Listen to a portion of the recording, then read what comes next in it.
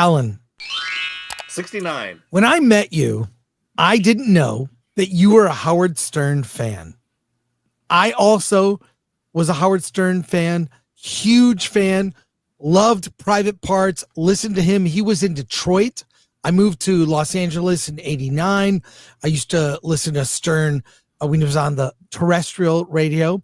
I got my SiriusXM radio in 2005, got one of the last ones at Best Buy. I bought videos like Butt Bongo Fiesta on VHS from 1992.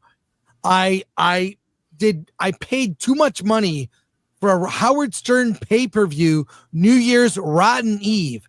I don't know if you remember that. I would get recordings and tapes of Howard Stern. I was a fan. Even we did a cover story in Film Threat on the greatest movies never made. And we did an article about Fart Man. Fart Man, one of our writers got a copy of the script. So I'm a longtime Stern fan. And I used to appear on the Geek Time show with Ralph Cirilla, who passed away recently. And we did that show together. Whenever G4 would fly me into New York, I'd go in on a red eye. And that morning I'd record the show with Ralph. And I did that for a couple years. I was a fan until,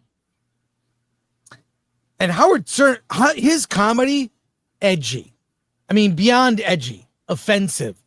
He didn't just push the limits, he crossed lines. But he became increasingly wanted to be accepted by mainstream Hollywood. That's what killed his comedy.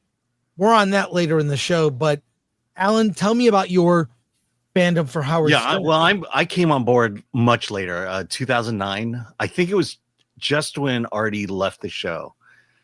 So I really didn't have a knowledge of him. And I got laid off from my job and decided the best investment was to get SiriusXM. And I listened to it for quite a long time until I heard about Howard Stern. I knew his reputation. And then I listened to his interview with Jerry Seinfeld. And I'm like, oh, wow, this is a really interesting interview. This is a really good interview. And then I just started listening to the show and it's like, oh, okay, I like this. And then they would, during the summer, they would play like the history of Howard Stern and stuff like that. And that's kind of where I got on board. And so from about 2009 to about, the pandemic, I was a fairly ardent listener of Howard Stern. I don't know if I told you, but he kissed my wife. What? Yeah. How? He had just gotten on board with America's Got Talent. And my wife and I decided, let's go to one of the auditions that was happening in LA. And so we went to it. We sat right on the edge. And as they were introducing all the judges, they finally got to Howard Stern. Howard walks down the aisle. My wife is sitting on the edge. He pulls my wife out of the aisle and then kisses her on the forehead, and then walks down. And so if you watch they didn't show it on TV, but if you watch the audition for the LA audition for America's Got Talent, you can see me and my wife in the crowd there. Well, guess what? Yes, what? To me, he got increasingly less funny. You know, he made fun of, look, the guy did blackface on his old TV show in New York in the 90s. Okay. There are so many clips of him. He really is. He turned out to be something of a hypocrite, I'm sad to say. And during the pandemic, that was the final turn. He was already a germaphobe. It just drove him over the edge.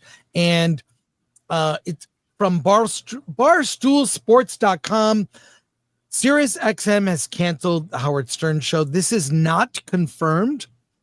This is maybe serious speculation. His contract is up for renewal. His ratings have tanked, and it looks as if he'll get the Colbert treatment. Here he is featured with Colbert, and it looks like he'll get canceled. They can't afford him. He's not pulling in. I stopped listening to him like in 2019. He just wasn't funny anymore. He did fewer and fewer shows, went from 5 days a week to 4 to 3 to, I don't know. He kept changing it, and then a shorter show, and just, I don't know. I stopped listening. That stuff didn't bother me. He's just started turning against, his whole take on the pandemic and the vax, he just went after people who questioned it. Right. And then clearly, when Trump won, obviously he has this large catalog of Trump stuff. And I think he was trying to appear to, walk the line there. But during that first term and into the Biden administration, he just got more and more angry with conservatives, with, not that this is a political show, but it's just, it's the TDS. It's this guy can do no right. And you have to point out every little thing. And then anyone who ever voted for him, you got to tear him down. And then there's the pandemic. That was just the last straw. People who questioned the vaccine, it just wasn't fun to listen to anymore, to just see him get angry over and over again. Yeah. And he really alienated his mostly blue collar working class listeners. Truck drivers were, I listened to him for so long, and I held out that he might change, but he really became kind of insufferable and began to hate his own audience. Mm-hmm. Yeah, so much so, the words, if you don't like my politics, don't listen to me anymore. Yeah, there you go. You got your wish. Yeah, I predict The View is next. Well, they're already on hiatus, and they're not sure how it's going to come back.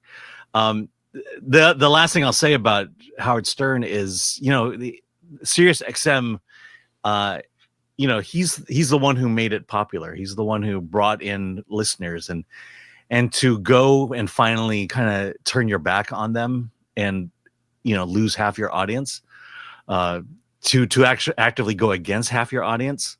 That's one way to destroy a company. Right.